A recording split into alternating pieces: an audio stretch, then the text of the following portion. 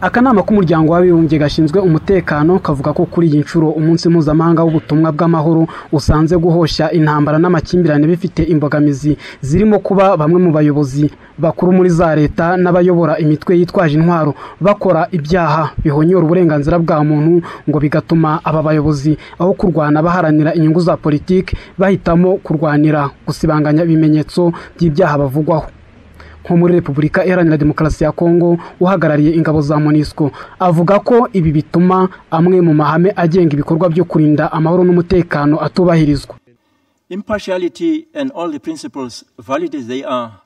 Hari ukutabogama n'andi mahame agenderwaho mu bikorwa byo kubungabunga amahoro, ariko kuyashyira mu bikorwa aho batayashyizeho umukono biragorana.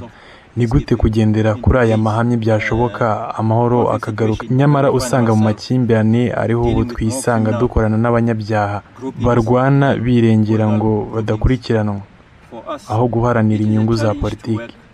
Kuri twe ni imbogamizi ikomeye cyane gukorana n'ingabo za Repubulika ya Demokarasi ya Kongo, by'umwihariko muri Kasai, aho usanga bigorana gukorana n'ingabo za leta kubera ko zagaragayeho ibyaha byo guhonyora uburenganzira bwa muntu. Icyakora ukuriye umutwe UNIDOF washyiriweho guhosha amakimbirane hagati ya Israel na Syria yemeza ko nubwo bitakunda guhindura isi paradizo byashoboka ko ingabo za Loni zikura abaturage mu kaga kabone nubwo ngo zahasiga ubuzima. Peacekeepers all over the world try to meet this challenge on a daily basis. Ingabo zigarura amahoro zihura n'iki kibazo umunsi ku wundi ku isi yose. Bamwe mu ngabo zacu bapfa kugerageza kuzuzuza inshingano zabo nk'uko duherutse kubibona muri Repubulika ya Centrafrica no muri Chad. Imbogamizi dufite ni ukumenya niba ibisabwa byose bihari mu gufasha abo twohereza mu butumwa bw'amahoro kugera ku ntsinzi. Loni ibarura abasore n'inkumi 3500 bamaze gupfira mu butumwa bw'amahoro kuva mu mwaka w'1948 bwatangira. Abango barimo abasirikare n'abapolisi 117 bava mu bihugu 43 ku isi bishwe mu mwaka wa 2016.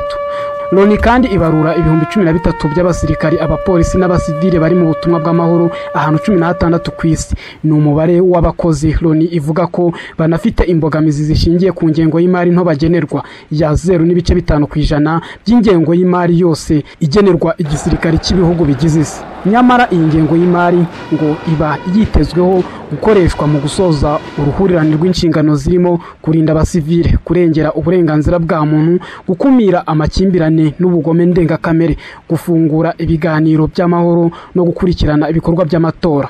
Kuri ubu isi yose yizihiza umunsi mpuzamahanga w'ibikorwa byo kubungabunga amahoro. Loni yahisemo guha agaciro no gushimira abakiri muri ibi bikorwa babikorana urukundo, ubushake n'ubunyamwuga bakanabyitangira kugera ku munota wa nyuma.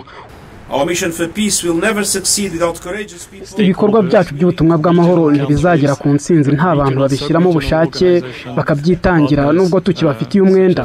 Kuri ubu ntitwibuka abasirikari n'abapolisi gusa babipfiriye, tunibuka abasivile yaba bakoreraga imiryango mpuzamahanga cyangwa abakorerabushake. Ubutumwa bwacu ntibuzashoboka tudafite abantu nk'aba. Twibuka ubwitange bagize. Our missions could not function without their work, and we honor their sacrifice. Hagati aho Loni yishimira akazi gakomeye ko kugarura amahoro mu bihugu birimo Cote d'Ivoire, akazi ingabo zikarimo ngo zizasoza mu kwezi gutaha kwa gatandatu. Loni kandi inishimira ibikorwa by'ingabo z'umutwe MINUSTAH muri Haiti zizasoza mu kwezi kwa 10 n'ibikorwa by'ingabo za MINUR muri Liberia ziteganya gusoza mu kwezi kwa gatatu umwaka utaha 2018. Gusa haraho ingabo za Loni zinengwa gutaha zitagaruye amahoro nk'uko bishobora kugenda muri Cote d'Ivoire, hakivugwa imvururu ziterwa n'ingabo zarwaniye Perezida Alassane Ouattara kubera ko ngo ataraziha agahimbaza musyi yazemereye ubwo zamufashaga gufata ubutegetsi muri 2010. Bibaye kandi byaba bikurikiye ingabo za MINUAR amateka avugaho gusiga u Rwanda mu kaga ubwo jenoside yakorerwaga abatutsi mu 1994.